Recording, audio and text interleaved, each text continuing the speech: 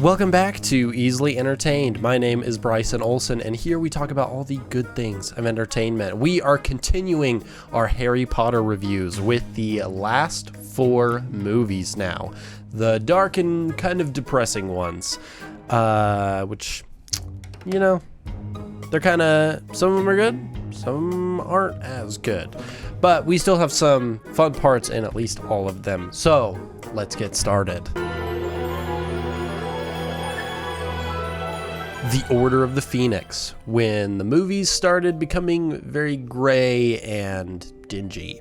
And people kind of complain about that with the third one, but I still feel like that one is still pretty vibrant. Like, it gets a little bit darker, but it is not like these where they almost kind of remove all the color in general, which is, you know, it's to reflect the shift in tones among the later movies, but I feel like they still could have made them a bit brighter. Like, I feel like Prisoner of Azkaban is a good example of that. Like, it doesn't have to be all dark. You don't have to make it everything like grayscale. But I digress. Kind of following in that line, however, I find the aftermath of the return of Voldemort after the Goblet of Fire rather interesting, as like that's kind of what gets everything to become all dark and dingy. Everything's scary. It's like, ooh, he's back. You know who's back. We're all gonna die.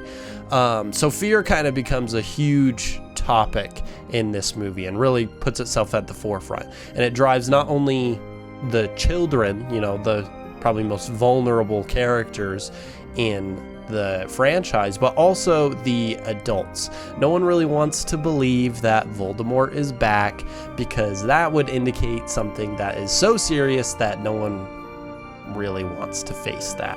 It is a bit too drastic of a change for anyone, old or young, to really want to deal with. So like the Ministry really wants to maintain control of the peace and not really cause a ruckus, because that would go a little crazy. There'd be a lot of panic, but they're unwilling to actually see the possibility of him being back. So it's not like they could even really take precautions to do anything, which, you know, stupid on their part. And some of the children at Hogwarts have kind of been driven to have similar opinions because of their parents, who think that Harry Potter is making things up, or he's making things worse, and kind of driving a little bit of a panic. So that kind of goes along with everything, and a lot of this is likely just out of denial in order to still believe that like Hogwarts is a safe location and then the Ministry still has control. They're just in denial, but fear is so important and does take such a forefront in this movie, and it's kind of fascinating to watch how it manifests in different areas throughout the movie, because it kind of impacts a lot of things. And probably the best / sort of worst thing about this movie is the introduction of Dolores Umbridge. Best because she is one of, if not the best villain in the franchise, while also being the worst because she's the worst person you see in the franchise. You just tense up every time you see her on screen, because she's just, she's a terrible person. Even from her first appearance at Harry's trial, you can tell she's going to be a problem. Her not being able to look at the Ministry's actions as anything less than perfection. She just believes they can do nothing wrong, which is inevitably what leads to her downfall. And this is why also that she's such a hateable villain. She can't see you that what she is doing is wrong. She punishes students in brutal ways using like a quill that will carve whatever is written into the person's skin. What? That is a crazy thing that I don't know how that could have ever been greenlit by anyone, like in their world, how that would actually ever be okay. She doesn't accept any perspective that isn't her own, and she may not be the most powerful villain in terms of like physicality, but the power she holds as a member of the Ministry and being able to abuse that power without really being held accountable by anyone, it's what makes her so powerful. And that's kind of why like Dumbledore is still pretty important at the beginning of the movie, or like the first half before he kind of takes a dip for a second, is because while Umbridge is at Hogwarts, he can kind of be a little bit of that power that holds her accountable until she tries to revoke that power from him.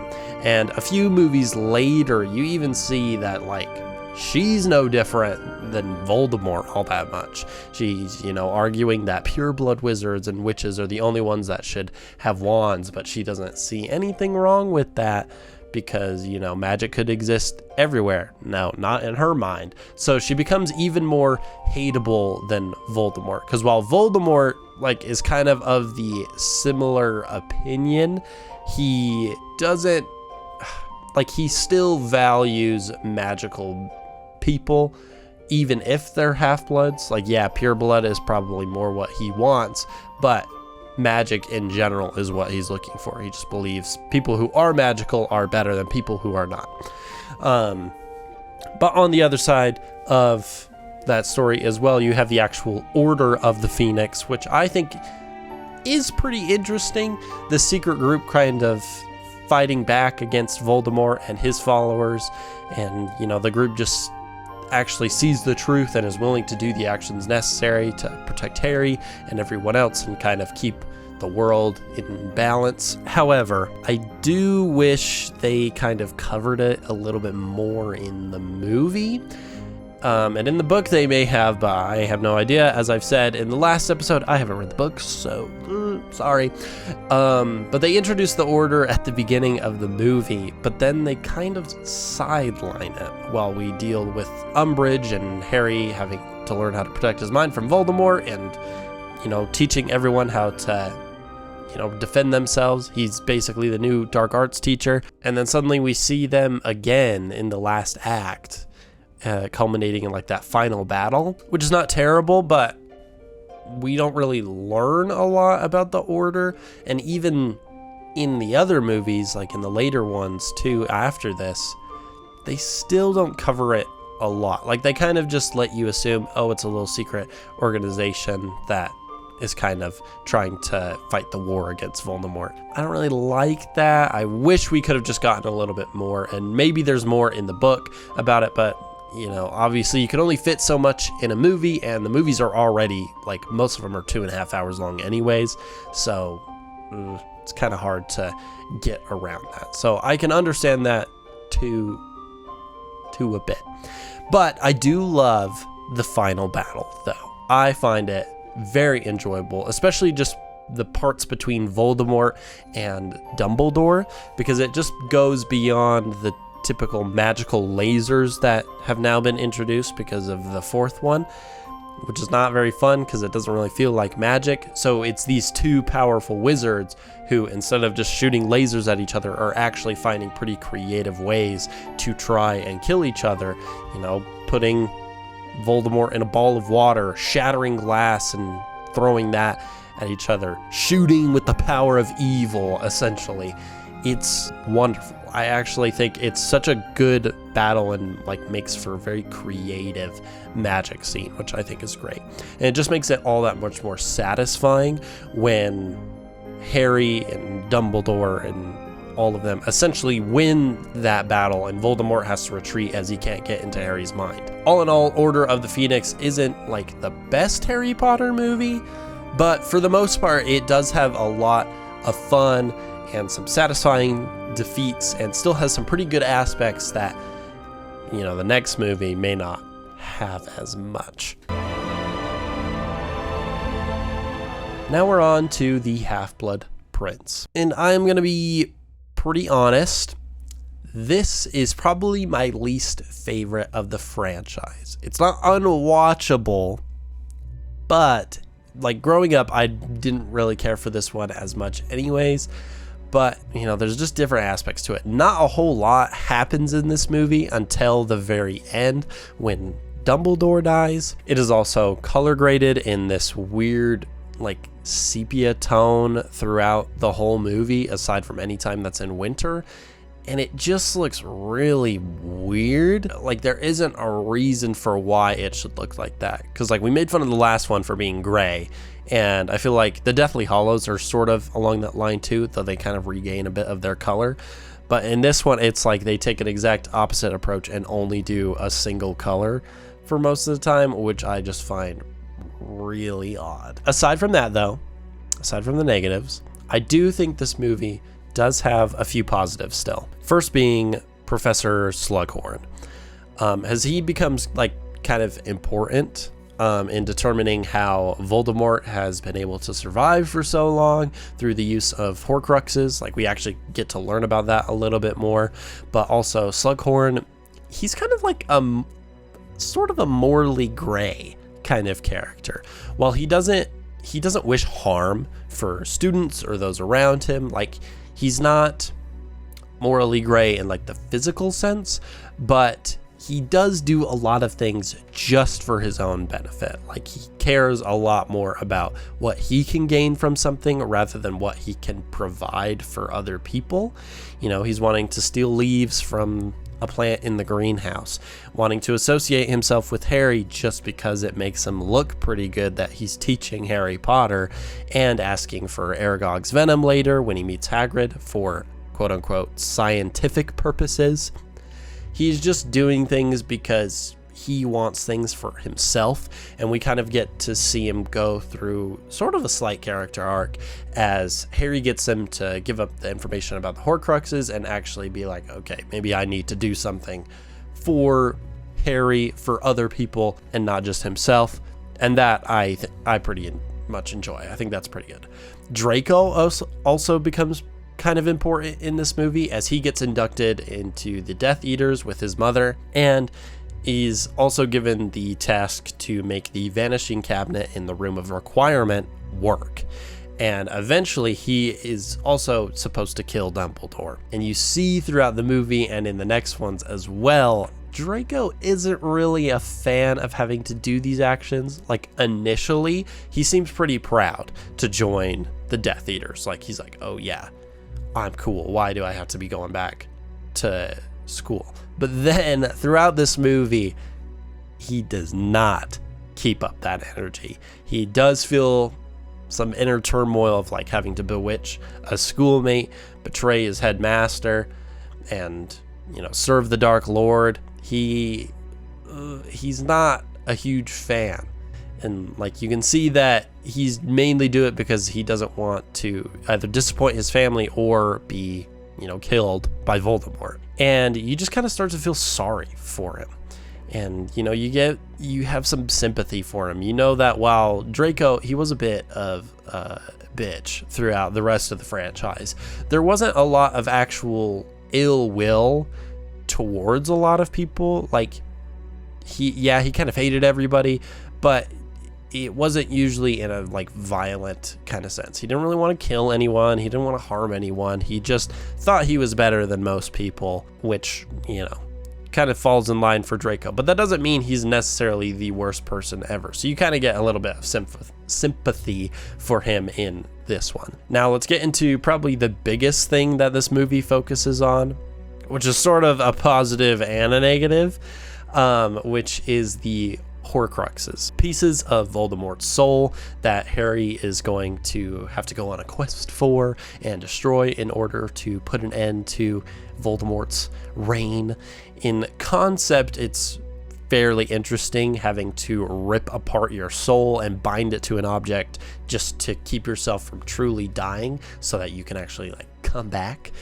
I think that's kind of interesting. However, in the movies, and this is probably a result of the books, this concept, you can tell that it only came up really during this time. In the movies, it may be a little bit better. I think particularly with these last four, just because I'm assuming they had a decent roadmap now of when these ones were coming out, because let me double check. Okay, maybe not, because the last book came out in 2007, and like the movies for it came out in like 2010, so a few years later. So maybe they didn't have as much of a roadmap, but you can tell within the movie that this concept is suddenly just brought up, and they're like, oh, the Horcruxes, that's a thing. Okay, J.K. Rowling, Sure. Like, it was kind of lucky that Tom Riddle's diary and the connection between Harry Potter and Voldemort had been established early on in the franchise, but you can tell that this idea was not always there in the beginning. And, you know, it just gets kind of messy. But then it does give Harry and the gang something to do later, as they now have to find all the Horcruxes. You know, they're basically finding the mini bosses, killing them before they have to take on the big bad boss. You know, it is what it is. At the end, though, I do like how Snape has to kill Dumbledore, which that seems a little weird to say. I like how he has to do that, just because it makes more sense in the Deathly Hallows movies. When you're watching the movie, you are following from Harry's perspective. So when Snape has to do this thing and it suddenly seems like this massive betrayal, it just motivates Harry later to stop the effect that Voldemort has on everybody, because you think Snape has been turned to the dark side, essentially. But Half-Blood Prince, it's watchable, but it can be kind of confusing, and it can be a little bit boring sometimes. If the book's better, let me know in the comments. Will I ever read it? I hope so, but I haven't gotten around to that yet, so oops. Anyways, on to the next one. The beginning of the end. The Deathly Hallows, Part 1. When the war is now in full effect, everything is at stake, and the final battle is coming. It's lingering. It's getting there. The Deathly Hallows movies, I think, in general, have some pretty decent moments that I like.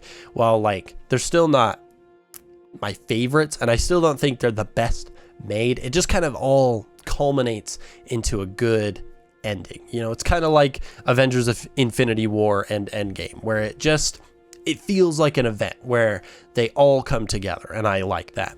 So the beginning of Part 1, I do find pretty good at, like, kind of making you invested in the story, as it shows the aftermath of movie 6 and Dumbledore dying, and everyone knows that shit is going down. Even the people who are not the wizards.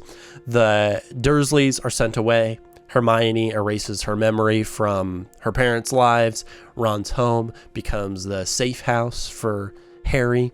You have that feeling from the beginning that everything is it's serious. Now, all the previous movies have been building up to these moments. And at the beginning as well, we get this kind of fun scene with the group of Harrys, essentially, where a bunch of them, they take Polyjuice potion, and they have to turn it to Harry to transport him out of his home, because he currently has a trace on him. And I just find it so fun, because I think seeing actors trying to play other actors' characters is just enjoyable. I like how it ends up working out, just because it usually can be pretty funny. I think especially in this case where the original actor's voice is still being used, so that I find pretty fun. I like it. But after everyone gets to the Weasley Burrow, the safe house now, they do suffer a few casualties, like Mad-Eye Moody. Kind of sad, even though we didn't really get a lot of him, because they were met with the Death Eaters, because it got leaked by something. They also meet with the new Ministry of Magic. He comes to carry out Dumbledore's will, give them some things to help them on their journey. Like, the story of the Deathly Hallows is given to Hermione. Ron receives the De-Illuminator that was like Dumbledore's, and that will eventually lead him back to the group. Harry gets the snitch that he first caught, which snitches have flesh memory, so that comes in important later, and it lets them get everything. It's great. It's kind of like a video game where you receive a new item and you're going to have to use it soon, because something's coming up.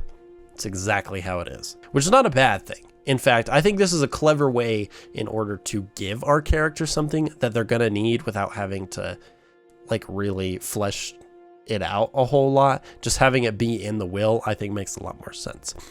After this, though, not really a huge fan of this. They have a wedding for Bill Weasley and Fleur, which is sort of necessary, but it's just odd. Like, it's kind of good because sometimes, even among war times, you still need to have some good moments. Celebrate what you can. A wedding, I feel like, it's a good thing for that. And you don't want war to dictate that event, which I think is good. And certain guests at this wedding do provide Harry with some well-needed information in his future quest. He kind of needs it. But also, y'all are being hunted by this essentially terrorist wizard group. It may not be great to hold this essentially public wedding, because it does actually end up getting bombarded, leading to the big three just having to go off, make a run for it, and, start their whole quest. I get it, they need an inciting action, essentially, but I don't know if a public wedding, essentially, at that, was really the best idea. Anyways, as they get separated, they essentially go, okay, let's find the rest of the dang Horcruxes so that they can actually figure out everything out. They already got the book. That was destroyed. The ring, that was destroyed. They know of the locket, but they don't have the right one. It's a fake.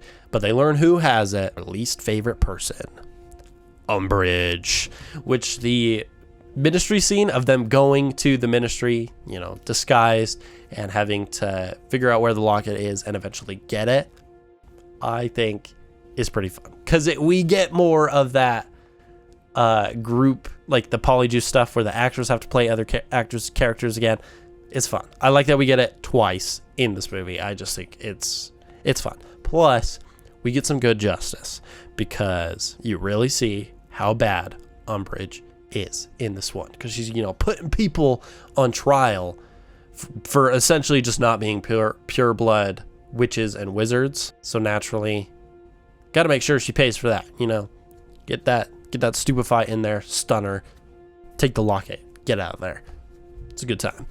There's also so much in this movie, I swear. I feel like at that point too, we are still probably only like halfway through the movie. Maybe. I don't even know if we're halfway. Maybe we're like 30 minutes in. Like it is a whole lot all at once. I can't remember exactly, but there's a lot in part one, I feel like. So to kind of speed things up a little bit, I'll do a quick speed run for a quick second. So after they get the real Horcrux, it starts making everyone angry, especially Ron, making him leave eventually. And even without the Horcrux, I do think Ron is pretty justified in like his frustration and being, pretty angry, because his life, he has several siblings, he has his parents, he's been in a very loving family, but his whole life is uprooted, and it's still frustrating to him because that means, he doesn't see his family and he doesn't know when he's going to see him again, and he can't really get their help because of all the threats going on. So it's more understandable why he's so frustrated, and because of that, he leaves for a little bit so Harry and Hermione can do their own thing. They go to Godric's Hollow and battle Nagini, which is kind of a fun little fight. I like that. The snake is just cool, and they have like these horror elements in the house where Harry grew up. Oh, kind of terrifying. But while they're there, they also see the Deathly Hallows symbol, which leads them later into the Lovegood residence once Ron comes back, who also is able to help get the sword of Godric Gryffindor. Great. And they break the locket. They figured out how to destroy Horcruxes. Great. We're 3 down. Let's go. But after that, they go to the Lovegood residence, and at that place, they talk with Luna's dad. Luna's been kidnapped, but he talks to him about the Deathly Hallows symbol because they saw it, the triangle, the circle, Illuminati. It's basically what it looks like, and the Elder Wand, which, by the way, when they're telling that story, oh, it's so cool. I love it because they have this little animation that gets played while Hermione is reading the story, and I love it. Oh, I love it. I love me some good animation, especially in a movie that's not actually animated. So when they can include those little things, I like it. I find it fun. But Luna's dad is a snitch. So he calls for the Death Eaters, And, you know, since they took Luna, they're coming, and it's getting crazy. So the gang escapes, but then they're caught. You know, they maybe could have just been caught while they were at the Lovegood residence. I don't know. I don't know why they have to be jumping back and forth, because they get caught anyways, and we're probably going to get taken to the same place. So they go to the Malfoys, and then boom, Dobby's back. We love Dobby. Great time. And this is where I said in the last video that I feel like Dobby kind of becomes a little bit too clean of CGI, where he looks a little bit too fake, like almost that uncanny valley feeling, which kind of weird because so in this one we see Dobby and we see Creature, which is like another elf, and they don't look as great. But weirdly, 2 movies ago in Order of the Phoenix, Creature doesn't look that bad. I feel like he looks better in that one than he does in the Deathly Hallows. So maybe the elves weren't meant for future movies, because I feel like their previous times they look a little bit better, but that might be me. But anyways, Dobby helps the gang out. He helps them break out because Dobby's cool. He can apparate and do whatever he wants, essentially, because he's a magical creature. And magical creatures get to do whatever they want. Valid. It's very, very understandable. But he sadly dies in the process, which is actually pretty sad. It's one of the few losses in the franchise where I'm actually like, oh, that is pretty sad. Dobby was kind of cool, even if he was a bit of a snitch in Chamber of Secrets. Okay. Whew. But that was a lot. Overall, though, first Deathly Hallows, part 1, you know. It's a pretty good movie. It's pretty fun. They have a lot of cool events going down, and we get a lot of progress. We get a lot of exposition, but as well, like, we learn a lot of things that will propel us throughout the next movie. So, let's get into that one. All right.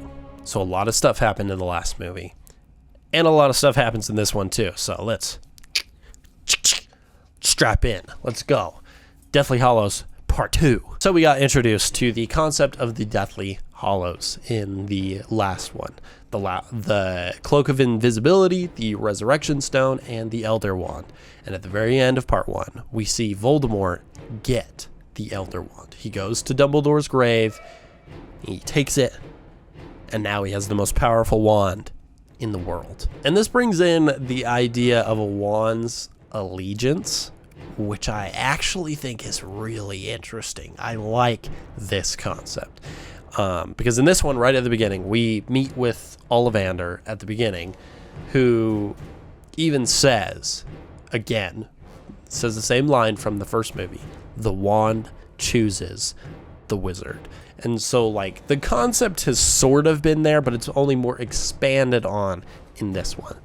And especially because the Elder Wand is just so important when it comes to allegiance, I think that's why they introduce it here more, because they're like, okay, now you really need to know why this kind of is important. You know, wands can change who they yield to. Like Bellatrix's wand is not really yielding to anybody else but her.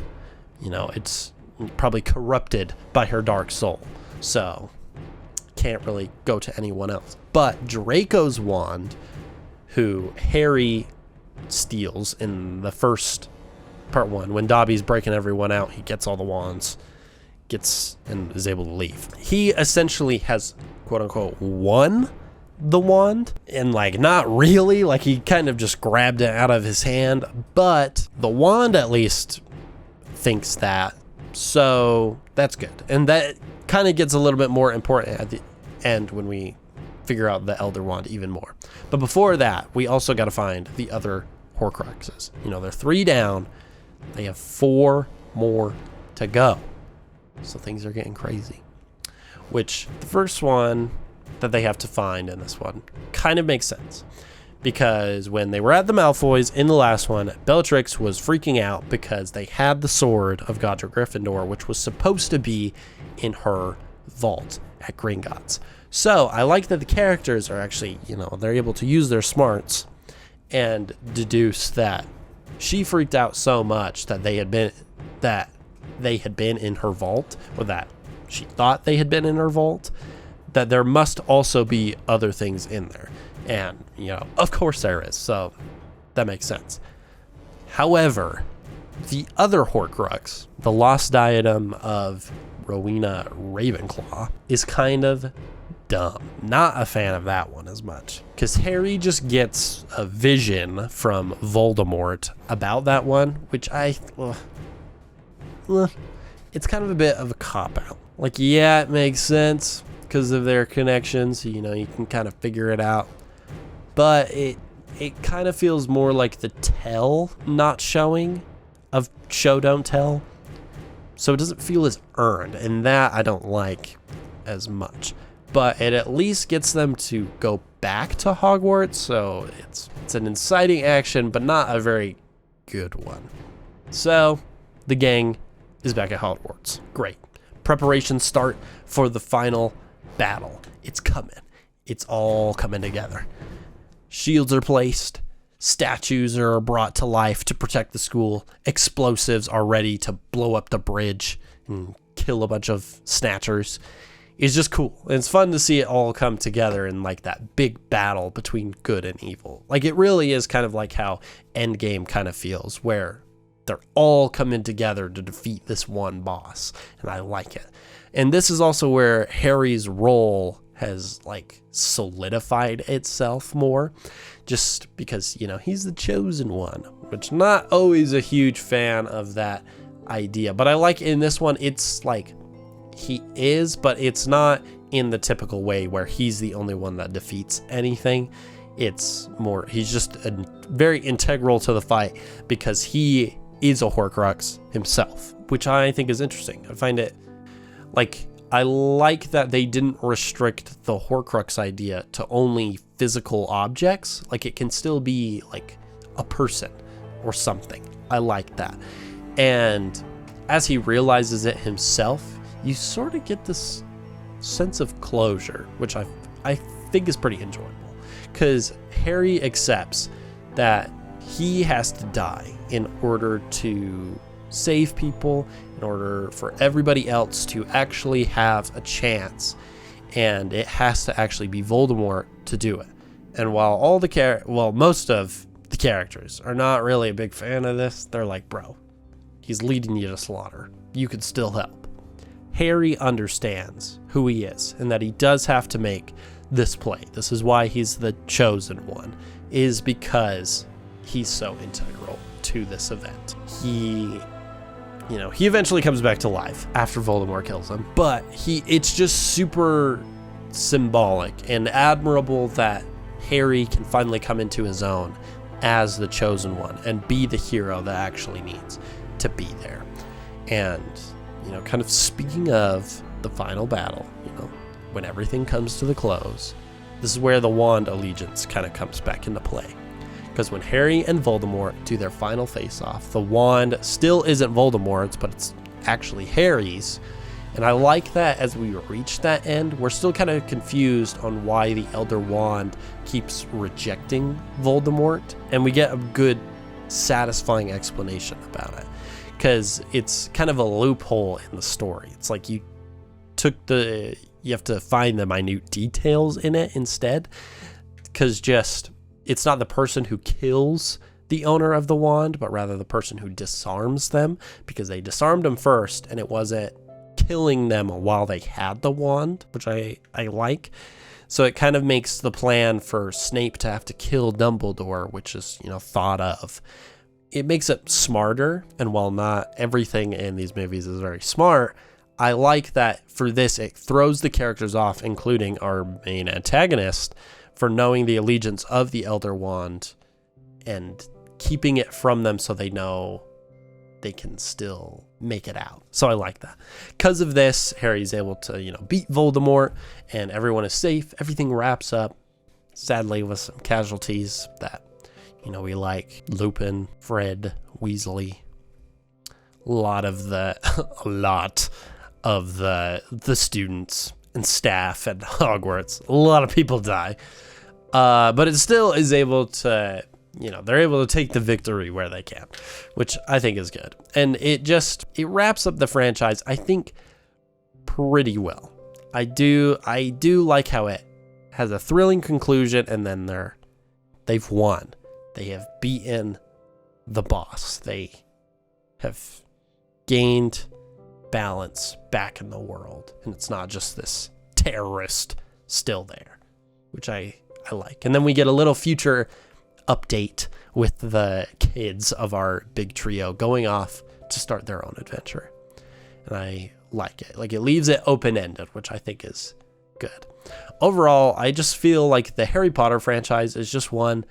It contains a lot of fun moments. It's just pretty good. While some portions of the franchise can drag on or are a little bit less cohesive than others, overall, the story and filmmaking and efforts of everyone who is involved just makes it such an admirable kind of franchise, and it's exciting to see when it all comes together for each movie and then all as a whole franchise.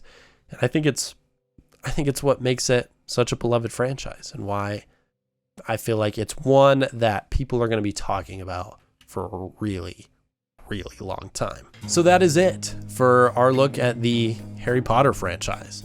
Before we go, I'm going to bring up the question of the week that we brought up from last episode, because it's still the same week, so we'll keep the question. And it's, which Hogwarts house are you? If you haven't heard about our question of the week before, just gives you something to comment down below. Participate in the conversation. You can give me some of your thoughts on the franchise as well. If you think my ideas are terrible, let me know. If you also like some ideas, you can let me know that too. We're all allowed to have our own opinions here. But let us know down in the comments what Hogwarts house you are. And if you enjoyed this video, please leave a like. Please subscribe so you can be notified of all the future episodes. Goodness, I lost my wording there for a second. But new episodes of Easily Entertained are out every Tuesday. It's always a great time. Until next time, bye.